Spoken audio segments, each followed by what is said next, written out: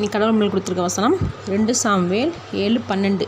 உன் நாட்கள் நிறைவேறி நீ உன் பிதாக்களுடைய நித்திரை பண்ணும்போது நான் உனக்கு பின்பு உன் கர்ப்ப பிறப்பாகிய உன் சந்தையை எழும்ப பண்ணி அவன் ராஜ்யத்தை நிலைப்படுத்துவேன். இந்த வசனத்தை கொடுத்து கடவுள் மட்டும் என்ன சொல்கிறத பார்ப்போம். தாவீது ராஜா இறந்து போகிற வயது வரும்போது அவருடைய பையனாகிய சாலமோனை ராஜாவை ஆக்குனார். இந்த வாக்குத்தத்தத்தை தான் தேவன் தாவீது ராஜாவுக்கு பண்ணினார். தாவீது ராஜா இறந்து போகிற வயது வந்தப்போ கூட தேவனுடைய ஆசீர்வாதங்கள் நின்று போகலை, தலைமுறையாக தொடர்ந்துக்கிட்டே இருக்குது. அதுக்கு காரணம் தாவீது ராஜா ஆண்டவர் மீது வைத்த பக்தியும் கீழ்ப்படிதலும்.